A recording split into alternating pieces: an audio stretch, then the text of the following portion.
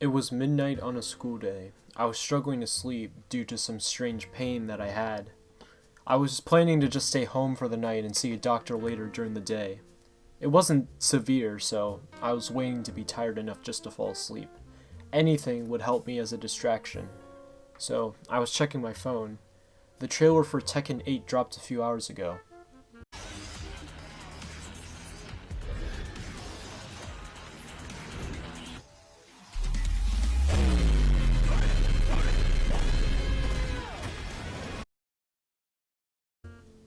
I didn't expect it to be here so soon. It felt surreal, sort of like a dream. When advancements are made, a new character, a new game, a new patch, it feels captivating to be there, not knowing what's in store just like anyone else. Fighting games constantly evolve, a constantly changing landscape. Before I get into this, I would like to say that I am not the most qualified person to make this type of video. I am not high rank or high elo of any of the games I've played. I have not played in a tournament despite really wanting to and it piquing my interest, but I can say that I enjoy this genre of games, and it is something I want other people to join in on. I think a large reason why people don't play fighting games is because of ego death. You don't have the game sense yet to know what to do or what your opponent is doing or how to exactly counter it, and that is just a bad feeling in general. Because you don't know what you're doing, you just mash, but if you play against someone who knows what they're doing, you'll lose. People naturally assume that all that's needed to play is just learning combos, and I think this really does a disservice to the genre. If fighting games are the Earth, then combos would be the outer crust of the Earth. I acknowledge that at some point they should be learned, but they are mainly used to maximize the damage you get out of winning interactions. But just like the layer underneath the outer crust, you need to win these interactions first, and new players do not notice how these interactions work. The eye-catching thing, though, is their health melting away because they threw out an unsafe move in neutral or button mashed on wake up. Just like learning an instrument, you can't learn a song before you learn your notes, scales, rhythms. Before you do layups or dunks, you need to learn how to handle and dribble the ball. Yet, these two examples are still widely popular activities. So in comparison, I feel like people get turned off from the expectation that because fighting games also require learning the basis of it in order to know what you're getting into, and if you like it, then motivation to improve because it is a game. And as most games are meant for people to enjoy initially and then for them to dedicate themselves afterwards, fighting games are a stark contrast, but I can confirm that your time is respected and more importantly worth it.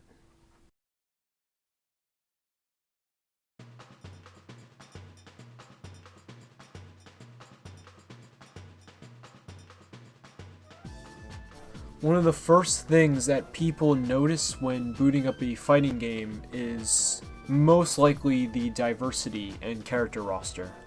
There are a variety of archetypes fit to your liking with different subgenres, sometimes those subgenres having unique ones.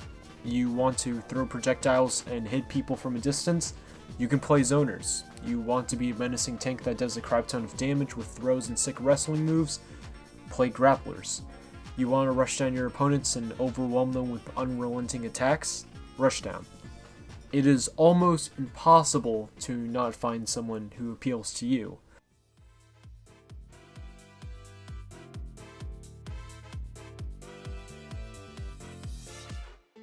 But picking up a character isn't always easy.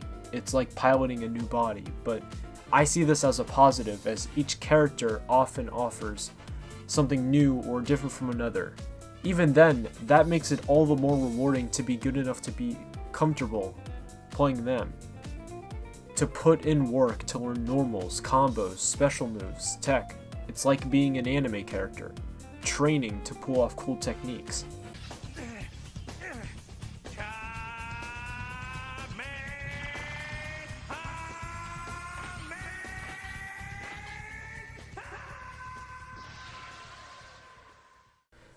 A great example of this can be Zangief's spinning pile driver. The motion input can be very difficult for those who aren't used to it. Pretty much moving the stick, D-pad, or if you're using a hitbox or any other type of controller, the buttons, in a 360 motion. But pulling it off is essential to play Zangief, and even then, feels pretty good. The huge damage. Now the fear of that move being instilled in your opponent, and most importantly the fact that you lift yourself and your opponent several feet in the air and slam them into the ground is just amazing. Your hard work and effort is what caused that SPD. You put in the work to memorize that motion input, so the game did not level you up. You didn't receive help or assistance in order to do that move. You're the one who decided to put in that work and have it be realized. You level yourself up. If people keep trying to get better and compete, there will always be new stuff to encounter and new stuff to learn and do. The heights that people will reach and how that's shown through gameplay is astonishing. You can search up countless videos of famous moments that have gotten their prestige due to the impossibility or extreme difficulty of what was done. The Daigo parry is obviously a prime example of this, as most fighting game players have heard of it, seen it. But achieving these rare moments while you're struggling to get better is something that you'll never know what it feels like until it happens. After spending so long on a puzzle, the pieces finally start connecting. It's difficult for me to put this into words, but one of my favorite quotes from a sports anime, Haikyuu, further accentuates this, as sports, I believe, share some of a similar philosophy to fighting games. 稀に長く、そして多分苦しいことの方が多い時間の中で、ごく稀にこういう一本がある。思い出すだけで心が奮い立つような、自信がよみがえるような。大きく険しい山を登る途中に足がかりとなってくれるような一本。それは奇跡などではなく、100本に1本、1000本に1本であれ、掴みに行って掴む一本。稀に掴む、そういう一本を紡いで上へ。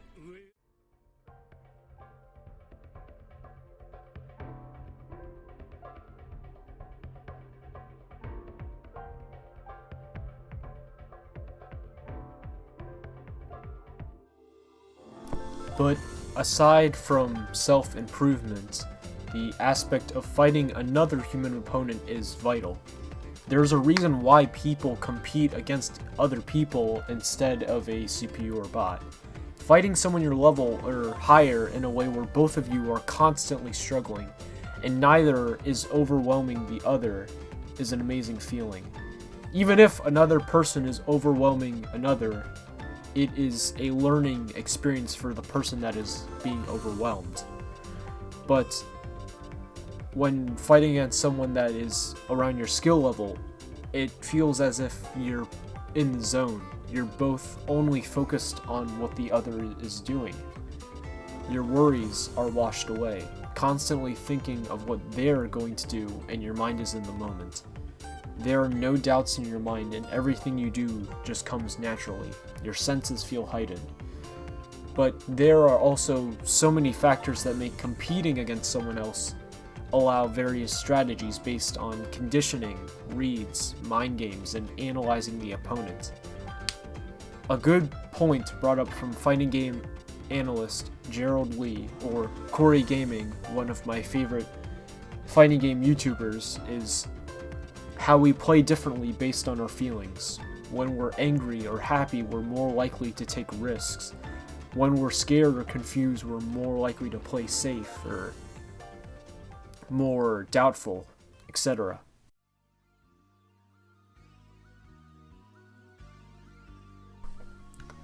Everyone is trying to get better. That's something that everyone in the FGC or fighting game community has in common. You aren't alone. And there are tons of people online and so much material out there to help you learn the game and improve in it. There is so much that you can discover you didn't know was possible. The FGC is one of the most welcoming and beginner-friendly communities in gaming. What makes the gameplay of fighting games so special is how you yourself play them and other people play them. So the more the merrier. You can find friends through fighting games, mentors, rivals, etc. Anyways, all in all, that concludes all I have to say. If I'm able to convince some people to try, despite how loosely structured this was made, then I feel like I have accomplished something. I acknowledge that not everybody will... Well, I do not want to sound less confident, but I feel like it is possible that some people just don't enjoy fighting games. It's not for them, and that's okay. People have their preferences, and yeah, that's alright. But I feel like fighting games as a genre is something most people should at least try. But anyways, I'll add a couple videos for those interested into getting into the process of learning fighting games in the description, or if they just want to see what they're getting into and looking into it.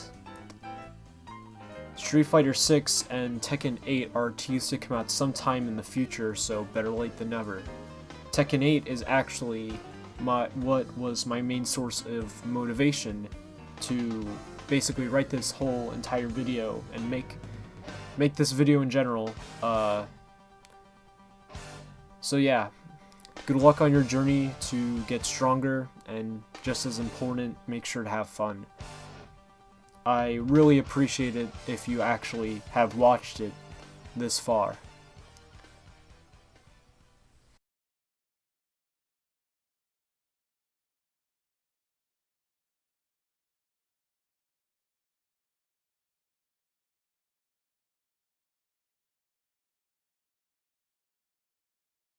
Anyways, I have been thinking of making other videos like these, so if you're interested or want me to make more videos on topics that I like and am interested about, then I would appreciate commenting. But if not, then that's alright. Liking the video would be enough to sort of give me that feedback. I'm not sure what exact project I would like to work on next for what I would like to talk about. I have been thinking about doing something related to Samurai Champloo or Gurren Lagann. Also, more notably, or rather just as notably, I have been thinking of doing videos like this on movies. Although when it comes to stuff like manga, movies, art in general, I will probably sound less sophisticated, and it will try to be more of a